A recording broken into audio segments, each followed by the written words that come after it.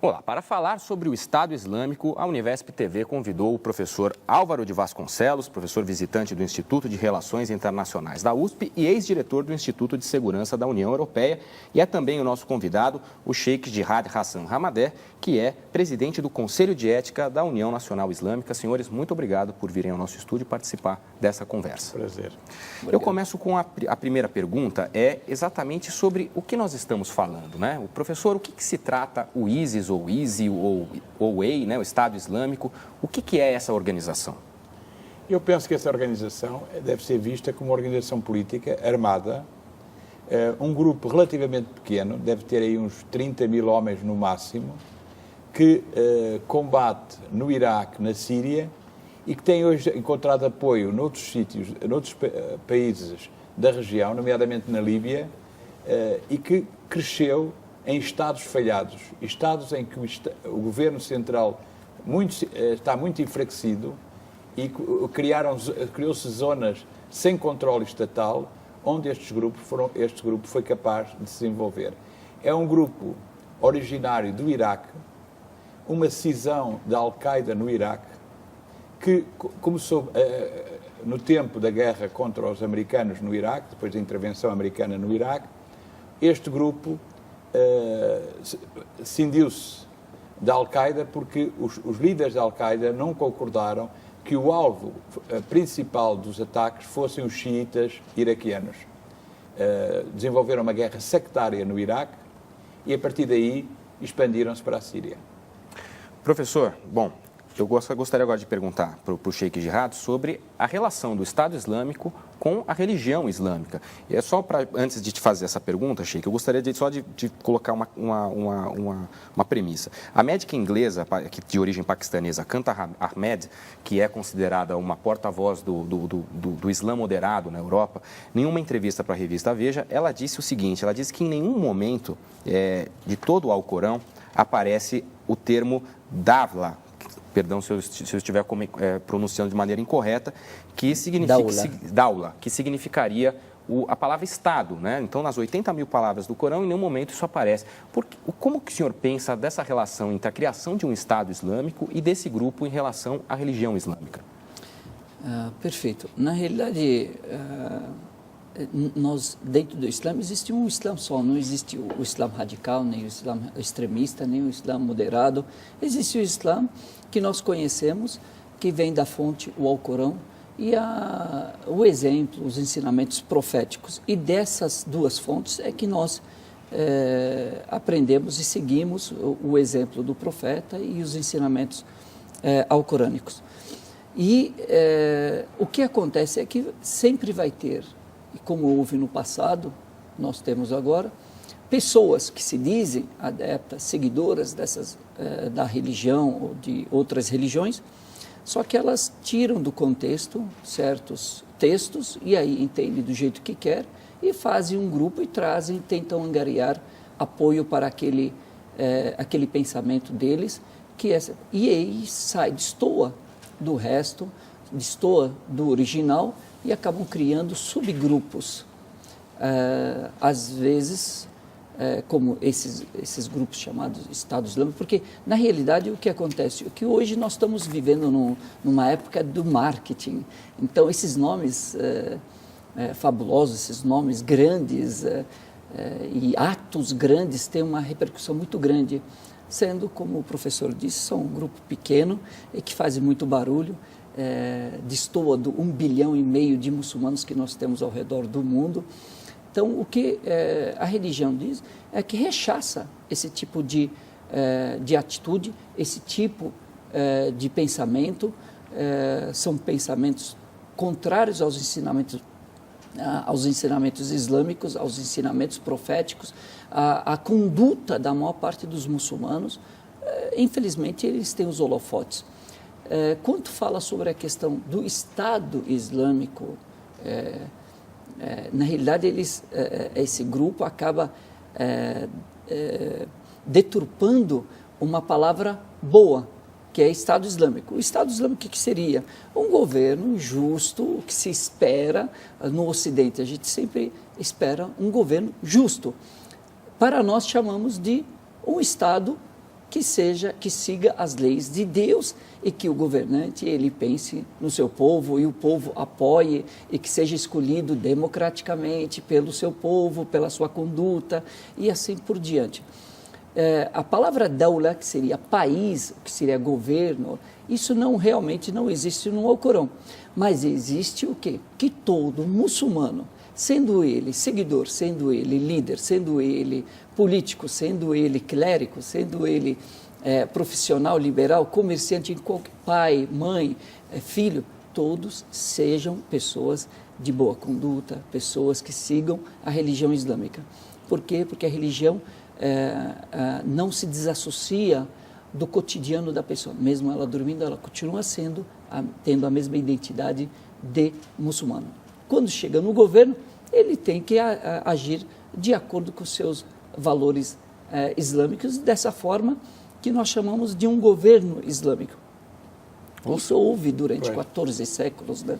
Talvez nesta discussão sobre Estado Islâmico, eu recuso-me, regra geral, a usar a expressão Estado Islâmico, porque no fundo acho que estamos a fazer um serviço a um grupo hiper-radical que resolveu chamar-se Estado Islâmico para dar a ideia aos muçulmanos do mundo que existe finalmente um Estado Islâmico, um califado numa parte do mundo, que seria no Médio Oriente, e, portanto, é um pouco fazer a propaganda que eles querem que se faça, chamar-se Estado Islâmico.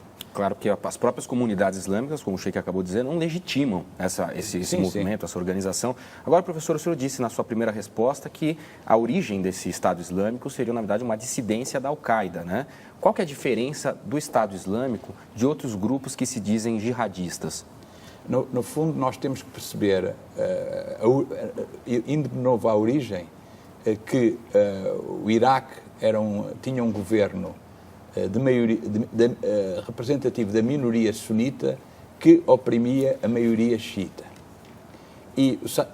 Mas existia um Estado, nessa circunstância em que os sunitas se sentiam representados por Saddam Hussein, existia um Estado e os xiitas do Iraque, que são a maioria da população, cerca de 60% da população do Iraque, sentiam-se marginalizados e perseguidos. Tinha havido a guerra com o Irão, um país de predomínio xiita, e fazia parte, no fundo, da cultura de Saddam Hussein o combate aos xiitas. A intervenção americana desarticulou o Iraque e criou nas zonas sunitas uma enorme oposição aos americanos. E vimos durante vários anos um combate aceso militar entre as tribos sunitas e os americanos, e partes do exército de Saddam Hussein, que não foi destruído, retirou-se, recuou, escondeu-se, até o próprio Saddam Hussein se escondeu, e combatiam os americanos e a maioria os partidos representativos da maioria xiita que apoiaram a intervenção americana. Nesse contexto, criou-se no Iraque grupos armados muito fortes do ponto de vista da capacidade de combate que combatiam os americanos utilizando o armamento de Saddam Hussein e englobando parte dos militares de Saddam Hussein. Pois a diferença que existe, clara, é que eles têm um território, diferentemente da Al-Qaeda, e eles têm um financiamento diferente, não é isso, professor? Exato. Quer dizer, nesse território do Iraque, desintegrado pela intervenção americana, apareceram estes grupos, a Al-Qaeda no Iraque, e deu-se essa decisão que eu referi, na Al-Qaeda no Iraque, por recusa dos líderes da Al-Qaeda de ter como alvo os xiitas, porque o Al-Qaeda no Iraque começou a atacar mesquitas xiitas, a provocar grandes atentados contra os xiitas. Nessa cisão, criou-se um território no Iraque favorável ao desenvolvimento de um grupo hiperradical. Entretanto, houve a revolução na Síria. Na continuação da revolta na Tunísia e no Egito, os sírios foram para a rua também exigir liberdade. A repressão sobre os xiitas, sobre a população síria que defendia a liberdade foi tremenda. E criou-se uma série de movimentos armados na Síria, jihadistas, se quiser, ou seja, movimentos armados, é isso que queremos dizer com jihadistas, grupos políticos armados que combatem o governo de Assad. São muitos numerosos. Não há só o grupo jihadista, vamos dizer, o grupo armado ISIS. Há muitos grupos armados. Há grupos armados que têm o apoio da Arábia Saudita, que é a Frente Islâmica na Síria. Tem grupos armados que é o Exército Sírio Livre, que tem o apoio da Turquia, dos Estados Unidos, da França, e apareceu nesse contexto da Síria, de uma Síria fragilizada e com território fora do controle do governo, os grupos que combatiam no Iraque encontraram um terreno propício para o seu desenvolvimento na Síria, e hoje a Síria é, de facto, o principal terreno de combate do ISIS.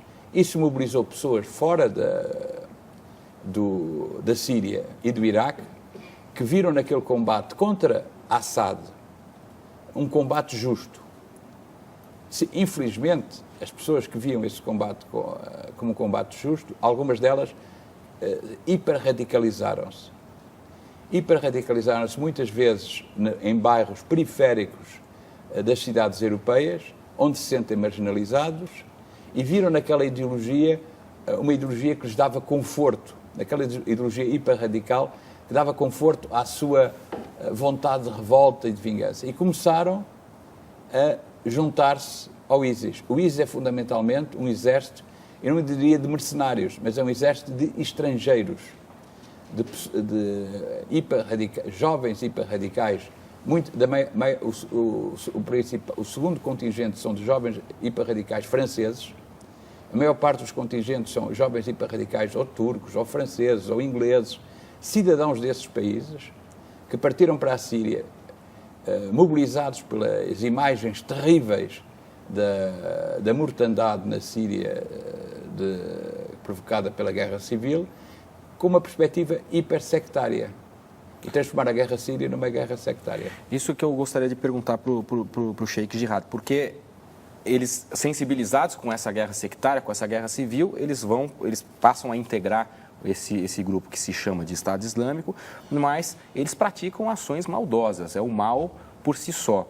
Eu assisti uma entrevista do senhor falando sobre idolatria, e o senhor explicava por que o Islã ele não defendia a idolatria, ele repudiava a idolatria. E uma dos argumentos do Estado Islâmico ao destruir estátuas milenares do Império Assírio é justamente essa interpretação do Alcorão, dizendo que é uma espécie de idolatria, e segundo o Alcorão, eles são, digamos, obrigados a destruir isso. Eu queria perguntar para o senhor, Sheikh Jihad, por que essa interpretação errônea, né? E qual que é a relação? Por que pessoas que dizem adorar a Deus fazem tanto mal?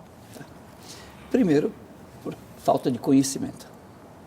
Deus no Corão Sagrado, ele diz: "Fa'lam annahu la ilaha illallah". Saiba que não há divindade além de Deus. Então, você vai conhecer Deus através do conhecimento. Não dá para ser só através da prática.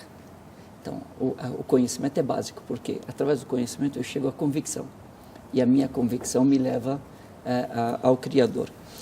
Nesse processo, nesse caminho do conhecimento, eu aprendo como adorar a Deus. Não cometer a idolatria não significa eu não respeitar o outro ou a crença do outro. Significa eu discordar de você de uma forma respeitosa. Discordo da sua crença, da sua ideologia, discordo da sua opinião, porém eu sou obrigado pela minha religião a respeitá-lo, respeitar o seu credo, respeitar a sua opinião, respeitar a sua ideologia. E isso acontece dentro de casa. Não é todo mundo que tem a mesma opinião sobre tudo. Imagine dentro da sociedade, numa sociedade pluralista. Todas as sociedades hoje elas são pluralistas, não são heterogêneas, não são de um pensamento só, são diversos, né, pensamentos. Então, é uma sociedade pluralista. Então, a religião islâmica, por ordem de Deus, no Corão Sagrado, ele diz: não há imposição quanto à religião. Não existe como eu impor a religião. Eu te convenço, eu te apresento. E você tem o direito de escolher ou não, fazendo o seu livre-arbítrio. E isso chega até, eu discordo da idolatria. Eu, como muçulmano, eu não posso cometer a idolatria. eu adoro Deus único. Mas isso não quer dizer que eu tenho que sair ofendendo a sua crença. Se você for uma pessoa que ora, tem estátuas, tem imagens, eu posso discordar delas, mas eu não posso ofendê-las, eu não posso chutá-las, eu não posso quebrá-las, eu não posso jogá-las, eu não posso ofendê-las, eu não posso ofender o seu credo. Ou seja, isso, né, não é um preceito, E mais do que isso, Al-Qaeda, quando falar, esses nomes Al-Qaeda, Estado Islâmico, como o professor disse, são nomes que na realidade não tem nada a ver dentro da comunidade islâmica nem do Islã. Quando Al-Qaeda começaram a destruir as estátuas de Buda no Afeganistão, e agora essas estátuas que o chamado Estado, né, islâmico, esse ISIS, faz agora, destruindo essas obras, eu pergunto, como é que essas imagens ou essas obras foram preservadas durante 1400 anos de governo islâmico? Se não fosse a tolerância do Islã, se não fosse o respeito dos muçulmanos. Tá? Então, estão sendo destruídas agora por esse grupo. Agora, como é que elas conseguiram sobreviver a 1400 anos de governo islâmico? Então, se não fosse a tolerância do islamismo e do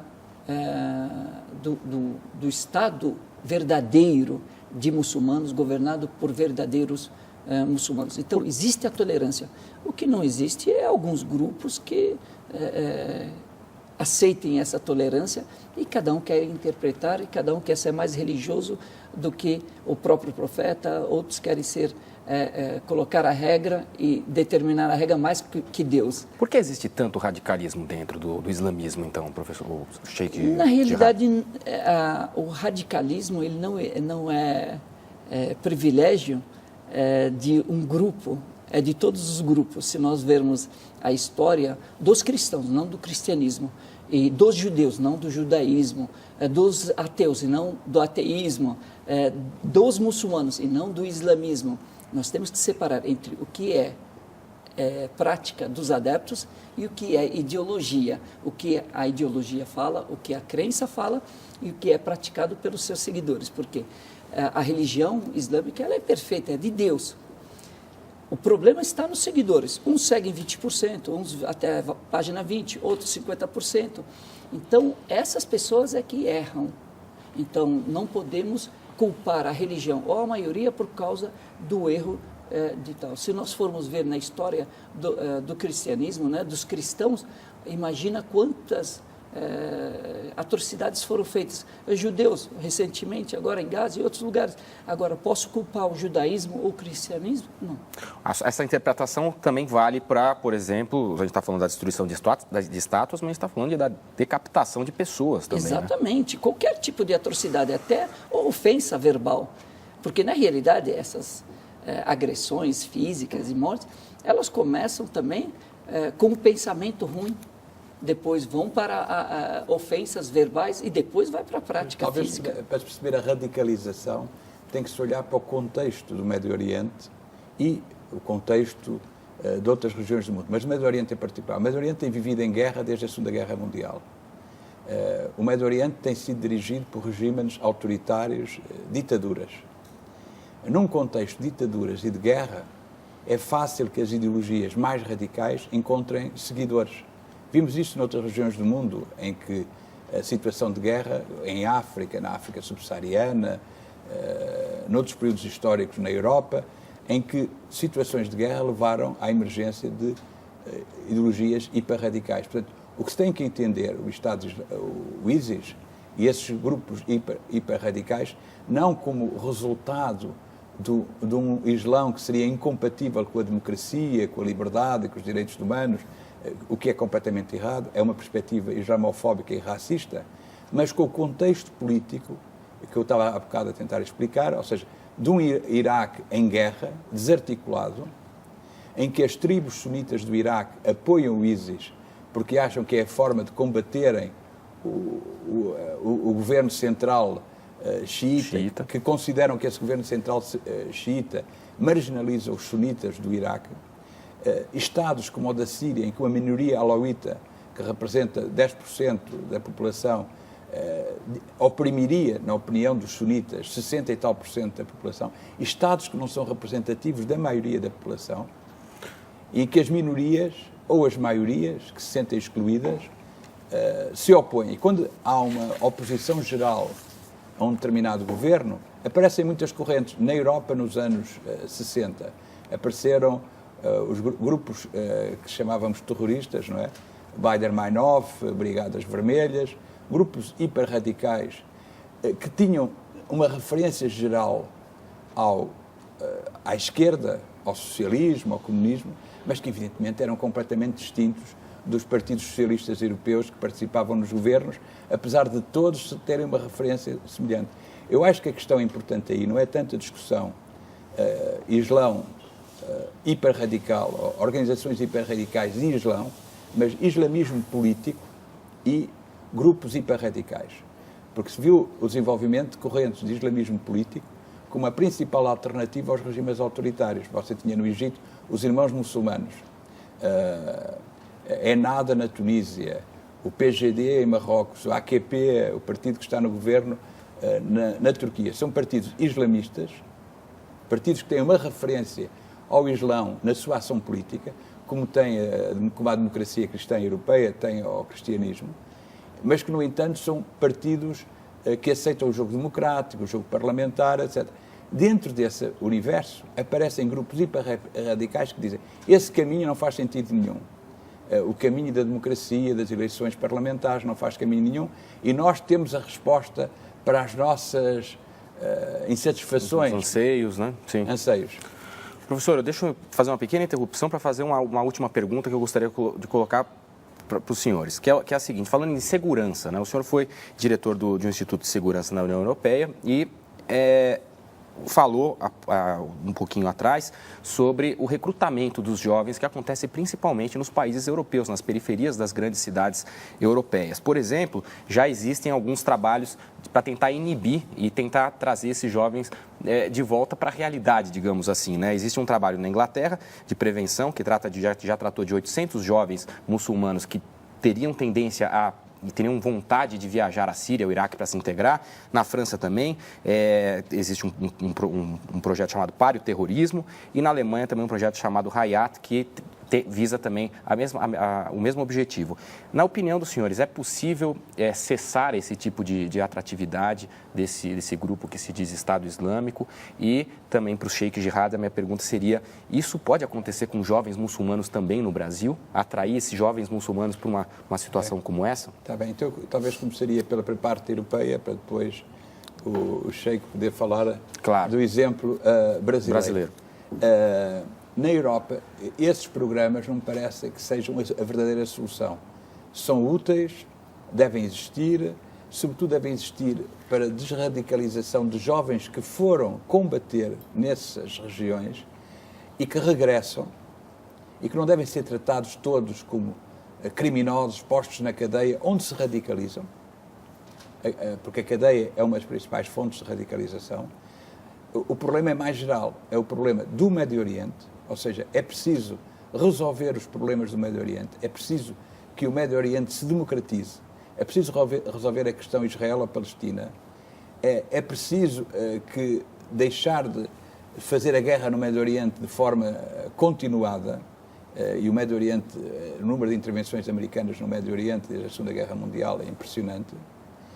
Continua, aliás, a intervenção americana. Houve a guerra no Iraque, foi um grande fator de radicalização.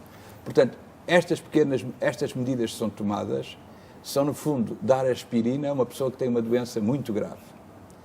É preciso resolver os problemas de fundo. E na Europa é preciso que a marginalidade social crescente de parte dos arredores das grandes cidades seja verdadeiramente combatida e é preciso aceitar a diversidade. Eu acho que a questão-chave está mesmo aí. Porque nestes jovens há a sensação de que são vítimas, que são apontados como párias na sociedade por representarem um grupo social que não é perfeitamente integrado, não é aceito.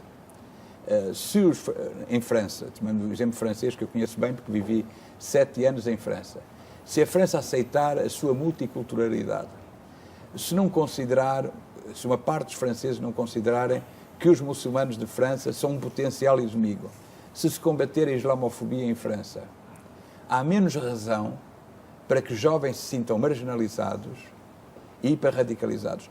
A trajetória de um hiperradical é conhecida. Um hiperradical é muitas vezes um jovem marginal na sociedade. Os irmãos que cometeram o atentado contra o Charlie Hebdo eram órfãos, tinham vivido em orfanatos. Sim. Depois cometem pequenos crimes, são presos, tendo cometido pequenos crimes de droga, roubo, utilização de droga, nem é crimes de tráfico de droga, utilização de droga, roubos, são postos na cadeia e na cadeia encontram pessoas que já estão lá presas, que lhes explicam: meu irmão, tu estás no caminho errado, estás metido na droga, nisto, tens outro caminho. Tem uma alternativa, né? Uma alternativa atraente, né? Atraente. Portanto, resolvendo os problemas de fundo do Médio Oriente, que é são tarefas muito difíceis, né? Tarefas gigantescas, ciclónicas. Sim. E combatendo a marginalidade social na Europa, que se combate que se desradicaliza parte dos jovens. Para terminar, uma questão fundamental hoje é a questão da Síria. Sim. Na Síria há 3 milhões de refugiados, mais de 200 mil pessoas mortas, 7 milhões de deslocados. Mais de metade da população síria, que é uma população de 20 milhões, está hoje atingida pela guerra. Já viu o efeito de radicalização? Sem dúvida, que é uma situação dessas? Professor, desculpa te interromper, que a gente só tenha mais 2 minutinhos de entrevista. Eu queria passar a palavra ao Sheikh Jihad, mas foi colocada essa lacuna de poder e esse grave problema da Síria. Sheikh Jihad, em relação aos jovens muçulmanos aqui no Brasil, o ISIS ele tem alguma atratividade para esses jovens? Não, não tem nenhuma, porque na realidade não é o ISIS, como o professor disse. Temos que ver a causa disso, não o efeito. A gente está sempre remediando, não, tem que ver a causa. O que leva essas pessoas a pensarem dessa forma? Tá? Primeiro, conhecimento. Segundo, justiça. É necessário ter justiça nesses locais. Já que eles estão indo para lá, vamos ver o que tem lá que atrai. Qual que é o motivo que atrai? A outra questão é quem é que financia esses grupos? Quem é o maior beneficiado? Eles interessam a quem? Aos muçulmanos? Já está claro que não interessa aos muçulmanos esses grupos. Nem a Al-Qaeda, nem esse ISIS. Então, nós precisamos ver. E, na realidade, são mercenários, professor, eu digo. Eu posso falar porque eu sou muçulmano. São mercenários, é um grupo, como a Legião Estrangeira, são recrutados e pagos. São pessoas, são pagas, são soldados mercenários, são equipes de segurança, empresas de segurança que contratam em todos os lugares, como o Blackwater e outros grupos que contratam no Brasil, contratam na América Latina, na Europa. São pessoas, funcionários que eles contratam, colocam ali a mesma vestimenta, a mesma faca, a mesma arma. É só ver de onde vem a riqueza deles, o financiamento deles, quem é que fornece essa roupa e a roupa também dos reféns. Sim. Tem o mesmo padrão, a mesma cor, a mesma limpeza, e tem o mesmo costureiro. São várias coisas que nós precisamos entender. Então, essas coisas, religiosamente, graças a Deus, dentro das mesquitas, é orientado que qualquer muçulmano ele tem que seguir a religião de Deus, tem que seguir o Alcorão e a tradição do profeta, o ensinamento do profeta, e não seguir o que muitas pessoas, às vezes, por causa de uma oratória boa, acaba podendo enganar. Não, isso está no Alcorão, está na vida do profeta, muito bem, então você é um muçulmano perfeito. Fora isso, a pessoa está desviada. Senhores, muito obrigado pela entrevista e pelos esclarecimentos. Eu acredito que o nosso público saiu daqui bem melhor informado sobre essa questão. Eu convido também ao nosso público a acompanhar uma entrevista que a jornalista Mônica Teixeira fez com o professor Peter Demo, colega do professor Álvaro lá no Instituto de Relações Internacionais da USP, na qual ele explicou muito bem também a diferença entre sunitas e xiitas. A gente não ia conseguir explicar isso a tempo. E o programa Complicações volta na semana que vem trazendo outro tema de debate interessante. Até a próxima. Muito obrigado.